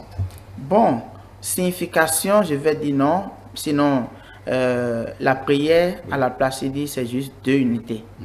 2 unités de prière. Voilà. Chez nous, les musulmans, nous avons une manière de compter les prières. Une fois tu es debout, tu descends, c'est 1 unité. Une deuxième fois, tout ça, c'est ça. Voilà, qu'on compte. Vous voyez? Donc, l'unité de prière à la place Idi, c'est 2. C'est 2, c'est Nafila Medji. Donc, on fait ça et c'est tout. Il n'y a pas de... C'est justement l'expression Nafila qui nous échappait, justement. Voilà. Et la prière finie. Une fois la prière terminée, Aminou Ali, quelle est la suite de ce jour? Parce que nous voyons que après la prière, quand on quitte le jour de Ramadan, c'est la fanfare, nous voyons avec les écoles coraniques. Parfois, vous êtes devant, vous qui êtes maître d'école coranique, est-ce que cela a une signification? Bon, une signification, vraiment non, mais nous faisons ça juste pour glorifier, pour louer Allah. Et c'est une manière aussi de faire la propagande, d'accord, des écoles coraniques. Voici, nous, de telle école, nous passons dans la maison des parents de ces élèves-là pour montrer au moins que voilà, votre enfant est dans un groupe et voici le groupe auquel appartient votre enfant. On reçoit des cadeaux, on reste là, on danse. En fait, c'est une joie à partager. Sinon, normalement, ce n'est pas une fête de tam-tam. Mais on le fait parce que nous sommes à l'école coranique. Il faut quand même rendre un peu la joie aux enfants.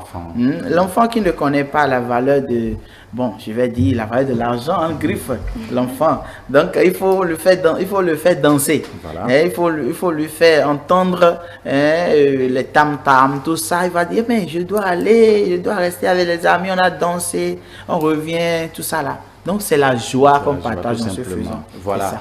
Merci Maël. Larson, nous allons continuer cette émission. Si vous le permettez, on doit faire un tour à la régie afin de suivre parce que nous avons apprêté beaucoup d'éléments dans cette émission. Et nous allons permettre justement à la régie de nous faire passer rapidement un autre élément. Nous allons suivre et juste derrière, on revient. Le temps pour nous ici d'avaler quelques gorgées de salive. Aladi Rafiou à la régie avec tout son staff ce matin. Aladi Boris également, on est nombreux ce matin.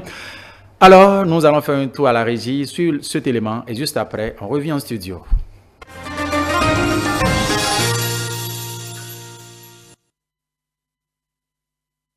je l'ai dit dans mon sermon, c'est que nous puissions continuer de faire ce que nous avons pris l'habitude de faire pendant le mois de Ramadan, qui est les veillées en prière la nuit. C'est très important. Et c'est sur ça que j'ai acté mon sermon. Les veillées en prière la nuit, ça a beaucoup de vertus. C'est ça que avec cela, c'est par cela que Dieu a fortifié et a renforcé le prophète Mohammed sallallahu alayhi wa sallam au début de sa prophétie, quand il avait peur de ce message. Parce qu'il avait pris le message de propager l'islam à tout le monde. Son message est universel pour tout le monde, ce n'est pas seulement pour les Arabes. Donc c'est à travers les prières de la nuit qu'il a pu retrouver sa force. La prière de la nuit lui fait beaucoup de choses. Ça fait partie des causes, des facteurs qui vont faire mériter l'entrée au paradis. Et encore Dieu, le prophète nous a enseigné dans un enseignement qu'au dernier tiers de chaque nuit, Dieu descend au premier ciel et s'adresse à tous ses fidèles. Y a-t-il quelqu'un qui m'appelle en ce moment pour que je lui accorde ce qu'il demande? Donc c'est des opportunités, c'est des grâces à ne pas rater.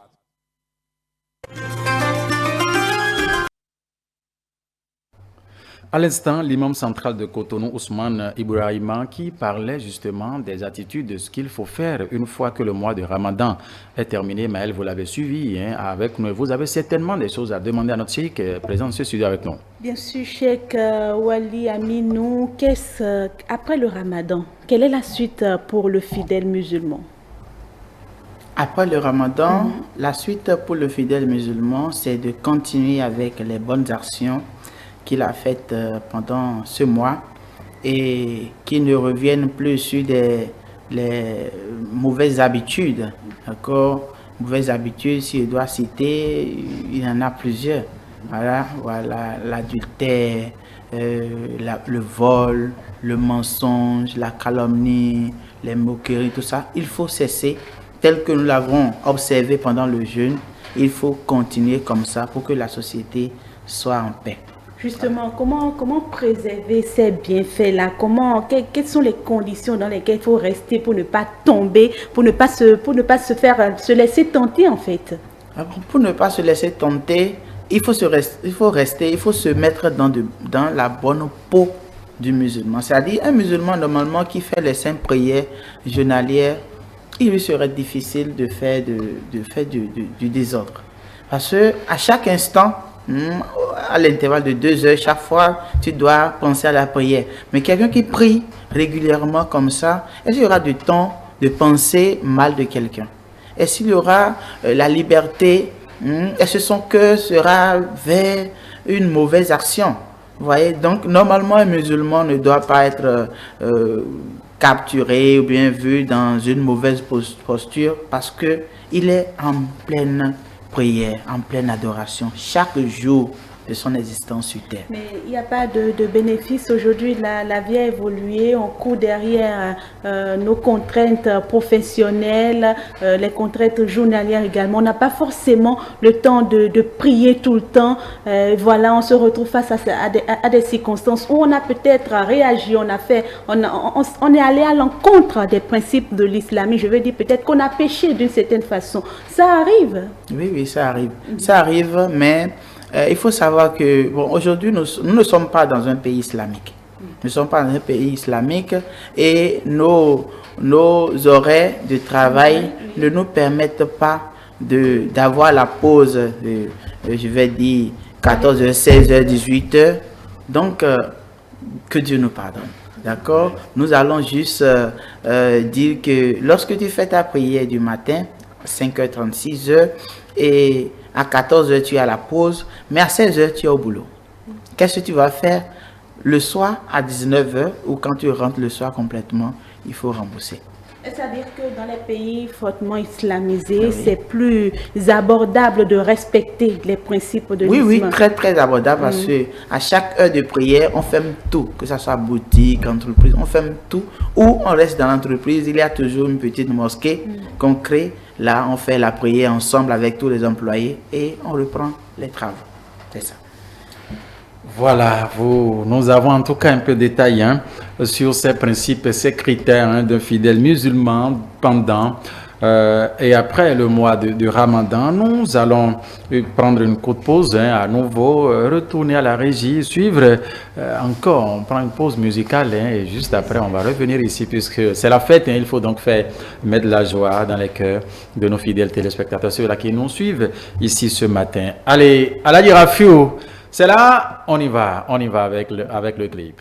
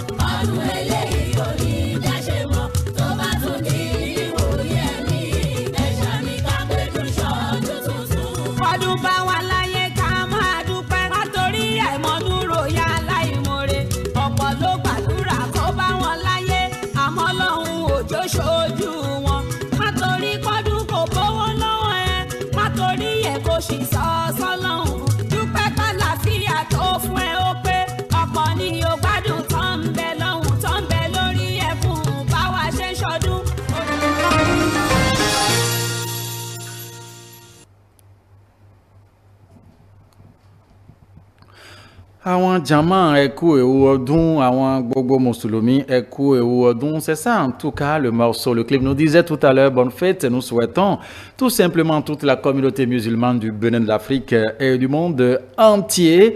Nous vous l'avons dit que nous avons nos équipes un peu partout ce matin sur les places Idi afin de nous faire savourer justement, de nous faire savoir l'ambiance qui prévaut.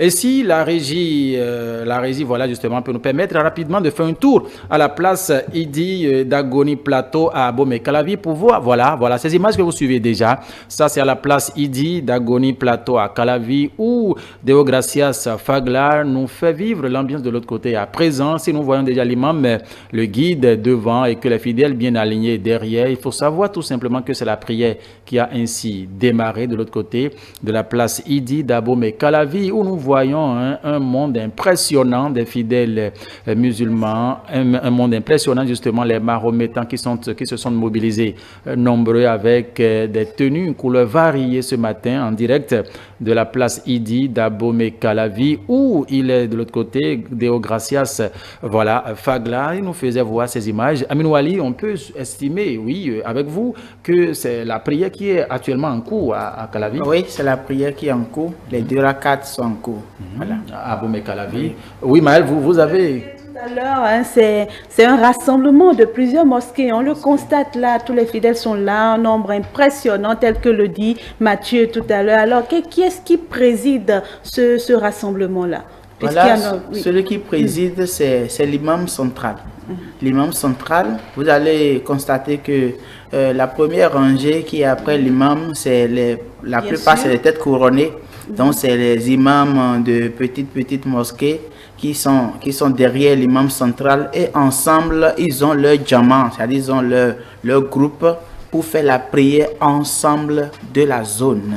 Voilà. Et les femmes sont situées les femmes sont derrière normalement. Voilà. Alors, qu'est-ce qui peut être dit au cours de cette prière? Faites-nous vivre un tout petit peu. Oui, ce qui peut être dit au cours de cette prière, alors c'est exhorter les musulmans à continuer sur le bon chemin, ne pas revenir sur les mauvaises actions qu'ils avaient laissées pendant le mois de Ramadan.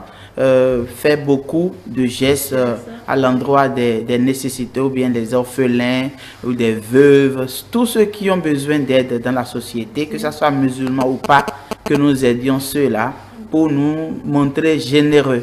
Voilà, il faut le faire. Voilà. Aminou Wali, vous avez dit que ça doit être les dirigeants, les imams des mosquées qui se sont retrouvés de la zone, qui sont devant. Est-ce que c'est-à-dire qu'il y a une catégorie, en tout cas, qu'il faut suivre? Est-ce qu'il y a un ordre qui se suit? En quelque sorte. En quelque sorte, il y a les plus reconnus ou les plus expérimentés de la religion qui sont devant dans la première rangée. Oui. Pourquoi? Parce qu'il y a une raison, d'accord? Et vous allez voir ceux-là. Et après ceux-là, vous avez les parents, les papas, tout ça là, jusqu'aux petits-enfants coraniques. Et là,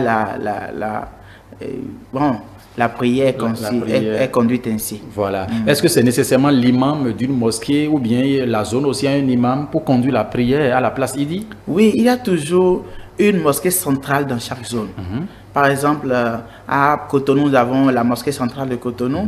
Vous avez aussi la mosquée centrale de Porto-Novo, ainsi de suite. Donc, c'est les imams de ces mosquées centrales qui dirigent les prières de l'Aïd el-Fitr. Et là, ça se fait bien. Permettez rapidement, Maël, nous allons faire un tour à la régie. Ganiou serait déjà en position. Nous allons retourner rapidement à Parakou pour voir si Ganiou Raimi, j'allais dire autant pour nous, a déjà quelques images pour nous que nous allons rapidement suivre avant de revenir ici pour suivre cette émission en studio.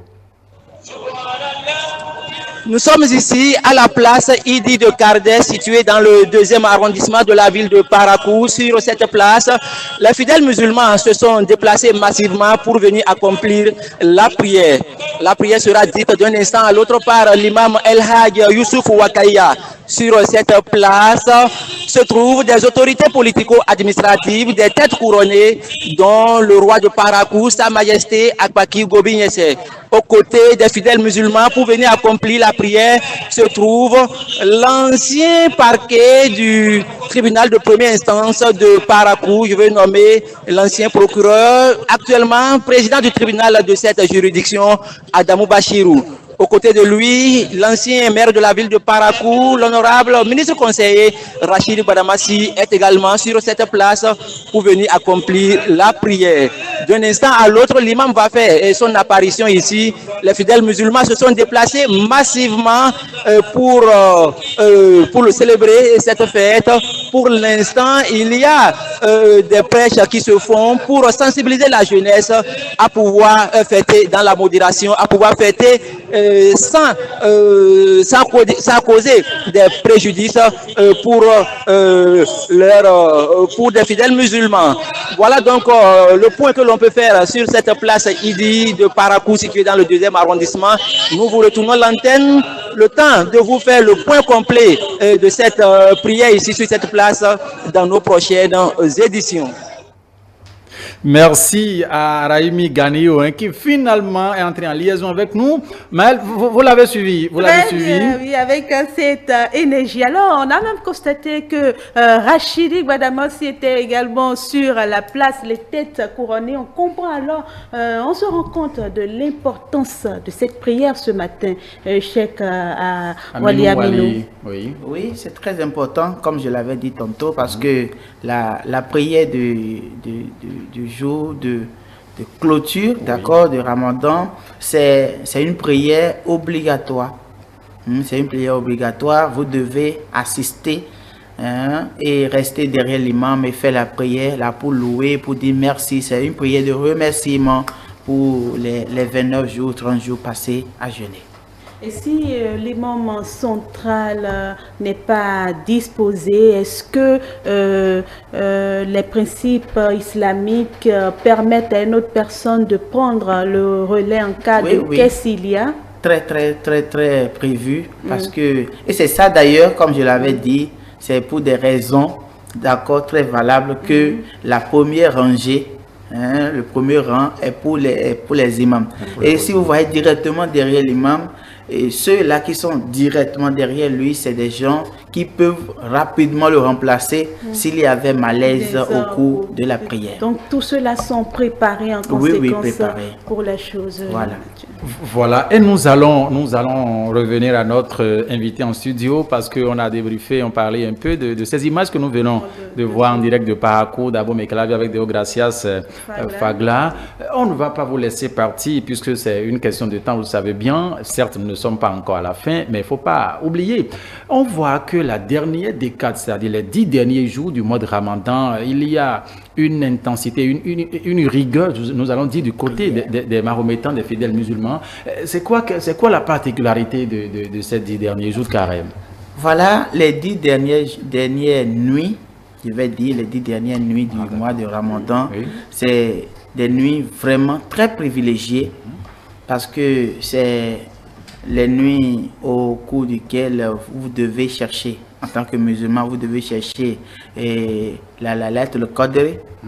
Laylatul Qadr veut dire, en arabe, Laylat veut dire la nuit, Al-Qadr veut dire la destinée, la nuit au cours de laquelle on peut changer, d'accord, la destinée d'une créature, d'un être vivant, d'un être humain, d'accord, lorsque vous faites, parce que pendant les 10 nuits là, il n'y a pas une manière pour connaître, en fait, on ne connaît pas quelle est la nuit qui est indiquée. Et c'est quelle nuit vous appelez destinée justement? Quelle est cette nuit là? Oui, j'y arrive. En fait, lorsque vous avez ces 10 nuits là, il nous a été recommandé de chercher parmi les 10 nuits la nuit de Laylatul Qadr. Alors c'est quoi Laylatul Qadr? Laylatul Qadr, dans le Coran,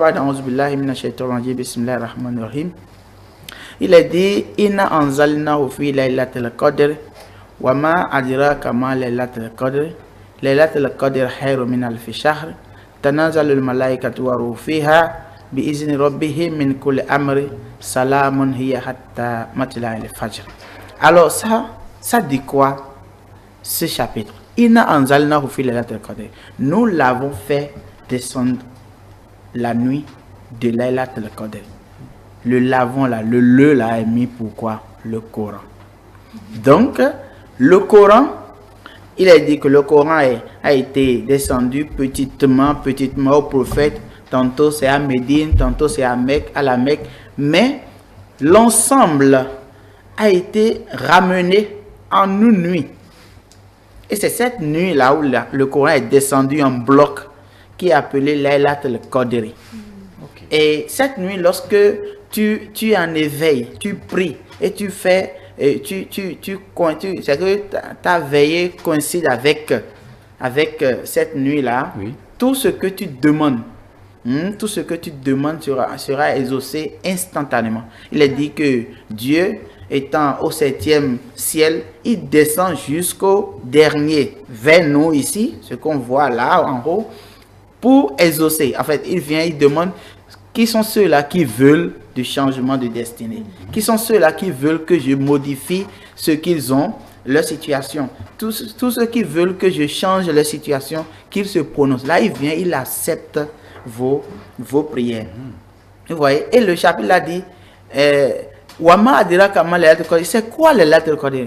Et le même chapitre donne la réponse, il dit Laylatul Qadr khairu min alfi shahri. Ça veut dire quoi? Ça veut dire que cette nuit est plus bénéfique que 1000 mois.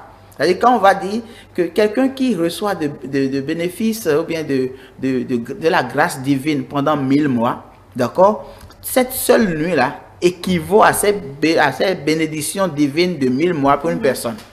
Vous voyez? Donc, lorsque vous privez du sommeil pendant ces 10 jours-là, vous êtes sûr de rencontrer la nuit là en fait. Votre explication, ça me fait passer à ce qu'on appelle la boîte d'Aladin, où on a l'impression que c'est un moment où les vœux peuvent être exaucés. Voilà, les vœux sont, c'est pas les vœux peuvent, les vœux sont exaucés en fait. Donc c'est ça. Et pour nous qui ne sommes pas forcément musulmans, on peut vivre la nuit de la destinée. Mais justement, comment vivre pleinement cette nuit-là, voilà, pour rentrer dans... Pour les musulmans, voilà, cette nuit, comment vivre? C'est-à-dire il faut se priver du sommeil. Il faut rester en éveil toute la nuit. Vous voyez déjà, à partir de 1 heure, il faut commencer par prier intensement jusqu'à commencer à manger. C'est-à-dire, si je dis jusqu'à commencer à manger, jusqu'à 5 heures par là, parce que le repas commence à l'heure là. Donc, de 1 heure à 5 heures, il faut commencer, d'accord, la prière, supplier intense, Dieu, oui, intense. C'est là que vous allez voir. Il y a même cette pratique-là, oui, qui amène les Arabes à ne plus rester chez eux, d'accord, pendant les 10 nuits de Ramadan, les 10 dernières nuits de Ramadan. Au fait, ils font le tawaf, ils vont à la Mecque, ils vont faire cela, ils abandonnent la vie, toutes les activités. Ils abandonnent la vie, ils se collent à Dieu, ça veut pour avoir un changement de situation vraiment. Et chez nous ici, il y a d'autres, ils se préparent vraiment, oui, et pendant ces 10 nuits là, ils vont choisir une mosquée, ils vont là-bas, ils ne sortent plus. Ils vont insulter peut-être leurs membres de famille, et le matin on leur apporte à manger, à la rupture, ils vont leur apporter aussi à manger, ils ne sortent plus. Pendant ces 10 nuits là, ils prient seulement pour les 10 nuits. Donc c'est une nuit, c'est des nuits, voilà, c'est des nuits qu'il faut vraiment guetter pour rencontrer la seule là, qui est la nuit de destinée. Savoir comment on se rend compte qu'on a parmi les 10 nuits, quel est on a réussi à avoir ça, à exaucer, à avoir ses vœux exaucés, à reconnaître sa nuit personnelle à soi. Oui, bon, si il y a des indices pour reconnaître vraiment que vous avez rencontré la nuit là. Très souvent, vous avez un peu de modification de l'atmosphère ou du climat cette nuit-là. Si ce n'est pas une pluie, ça va être... en tout cas, il y a un élément qui amène, qui atteste qu'il y a la paix qui est descendue. Et vous allez sentir que les 10 nuits dernières là, même s'il n'y avait pas une pluie forte, en tout cas, ça a goûté. Donc, c'est des signes, voilà, nécessairement. Donc c'est des signes pour montrer que voilà la nuit, voilà, c'est naturel. Ces signes sont d'ordre forcément naturel. C'est naturel. Est-ce que quelqu'un qui constate que ce signe-là peut-être est apparu une nuit, déjà la deuxième nuit des 10 dernières nuits, il peut déjà cesser de continuer? Non, il ne cesse pas. Il finit, il va finir. Est-ce que la nuit, ça peut descendre au Bénin? On a dit la nuit de la destinée. Nuit de la destinée. Nuit de la destinée. D'accord. Je dis, j'ai 10 jours pour partager 10 000 aux enfants. Mais il y a une nuit là il y a un jour où je vais donner 100 000 au hasard.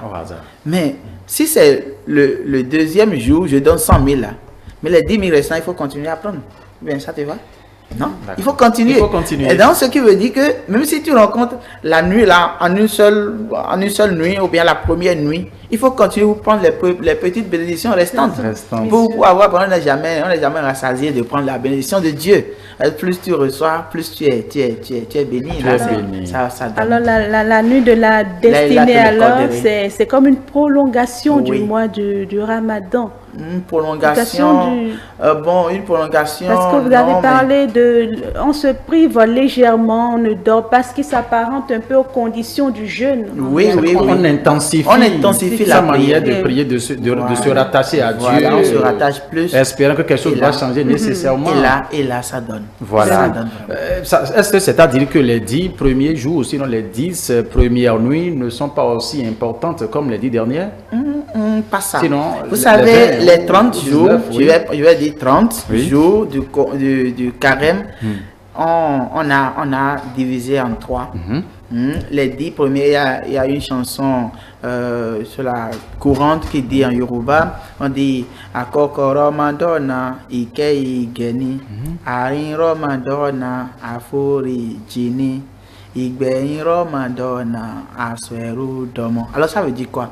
Ça veut dire Akoko là, ça veut dire la première partie, c'est Ikeige, c'est la miséricorde. Lorsque tu commences en même temps le Ramadan, c'est la miséricorde divine. Vous avez tout ce qu'il faut, la bonté. D'accord? La deuxième partie, donc, Aforiji, c'est le pardon. C'est le pardon. Donc Dieu pardonne. Et maintenant, la dernière partie, Asweru Domon, c'est-à-dire, il rend l'esclave fils propre. C'est-à-dire, il adopte l'esclave. Voilà. Donc, Dieu adopte l'esclave. L'esclave n'est plus esclave, il devient fils de Dieu vraiment. Donc, c'est un peu ça. Voilà. Alors, on vous a écouté, on a vécu le Ramadan, les prix, on en a parlé. Comment ça se passe également sur la place Idi? On a vu alors comment les fidèles musulmans, on va faire une immersion dans les maisons pour voir un peu comment se célèbre cette fête au niveau de chaque musulman, dans les maisons bien évidemment. Mesdames et messieurs, voici leur second reportage. Aussitôt la prière terminée, la fête commence dans les familles. Ici, nous sommes dans le quartier d'Oparou et c'est El Hadj Fataou Boniseko qui nous reçoit. Chez lui, la fête se célèbre en famille en suivant les prescriptions du livre saint. Des conseils à la jeunesse sont prodigués afin que la fête se fasse dans la modération. Ici, la fête s'est passée en famille. On a bien fêté, sans alcool, on a mangé, on a bu. Maintenant, on souhaite à tout le monde de rouler modérément et beaucoup ont pris à tout le monde de rouler avec conscience et de porter leur casque, comme le gouvernement nous a souhaité, parce que c'est pour notre propre sécurité. On souhaite à toute la population bonne fête du Ramadan, à tout le peuple béninois. Tous les jeunes de Parakou, on les souhaite de fêter modérément. La fête de Ramadan, ce n'est pas une fête d'alcool. Vous savez, il y a d'autres qui, on est différents. Il y a des gens qui manifestent la joie par la violence. D'autres manifestent la joie avec responsabilité. Je souhaiterais tous ceux qui font des trucs, ils n'ont qu'à cesser, respectons la tradition, ce que l'a demandé que nous le faisions sain et sauf, pour le bonheur de tous. Au cours des différents sermons des imams qui ont dirigé la prière, il est recommandé à tous de sensibiliser les enfants afin que la fête se passe très bien. tout contre fait, les autorités en charge de la sécurité veilleront à la sécurité des personnes et des biens pendant et après la fête, selon les propos des imams.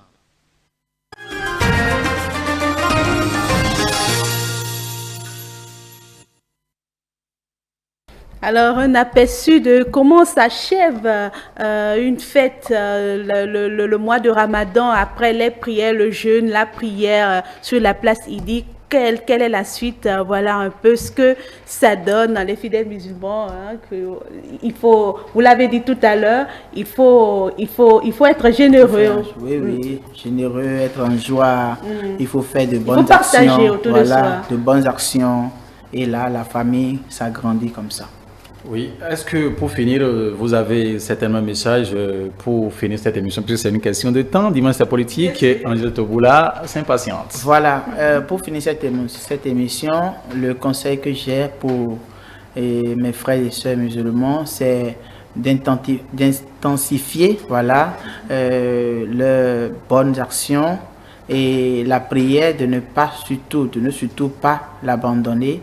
Et tels qu'ils se sont comportés pendant les 29 jours de Ramadan, de continuer ainsi pour que la religion islamique soit vraiment très bien et que nous n'ayons pas des musulmans qui vont déborder. Et là, c'est bon pour la société. On suppose que Cheikh Wali Aminou a prévu aussi des choses chez lui. Oui, c'est normal. La suite chez vous, on peut avoir un aperçu. Les enfants vont fêter. Les enfants vont fêter, donc il faut que que l'ambiance soit aussi de ce côté-là. Ce qui est sûr, on est sûr que le Cheikh va partager l'ambiance avec nous à la descente. Immanquablement. Alors, Maëlle, c'est la fin de cette émission. Vous avez certainement un mot? Bon, je souhaite une fois de plus une très bonne fête à la communauté musulmane. À travers cette émission, également notre invité, on a pu comprendre l'importance de cette période pour les fidèles musulmans. Une période qui va encore suivre son cours pendant 10 jours pour ceux qui recherchent leur destinée. On a pu écouter tout à l'heure Cheikh Wali Aminou le dire. Alors, bonne continuation pour ceux qui sont à la recherche de leur destinée. Également, bonne fête à toute la communauté musulmane, une fois de plus. Bonne fête à toute la communauté musulmane. Ainsi donc prend fin cette émission, ce plateau spécial Ramadan sur E-Télé. Il faut rappeler tout simplement que juste après nous, c'est votre émission Dimanche c'est politique qui devrait déjà démarrer depuis 9h puisque l'occasion est aussi exceptionnelle. Vous allez suivre cette émission de 11h sans oublier aucune de ces rubriques. Angèle Toboula, Théodule Onsa, il y a Romila Drouille également qui vont donc venir tout à l'heure. Et on rappelle aux téléspectateurs que le soir à partir de 16h, on revient encore pour vivre un peu, Ramadan chez vous, comment ça s'est passé et tout. Merci à toute l'équipe technique, Rafiou Boukari, merci à Boris Arissou, merci à Charnel Béanzin, merci aussi à Ebe Towanou, merci Jerry, aussi derrière les caméras, toute l'équipe qui en tout cas a travaillé. Et tous ceux qui étaient sur le terrain Carmel également. Cottin sur le terrain, elle était à la place Idi, Fagla, Calavi, Janvier Elette, à Kwakwa aussi, Chérifat Dansou, Bonaventure à Lognon, toute l'équipe chapeautée, en tout cas conduite par Angèle Toboula sous la supervision du boss de la maison. Merci infiniment de nous avoir suivis. Bonne fête et bonne continuation. Nous allons dire à tout un chacun de vous. Le rendez-vous, les programmes se poursuivent justement sur E-Télé avec vous, pour vous, tout à l'heure.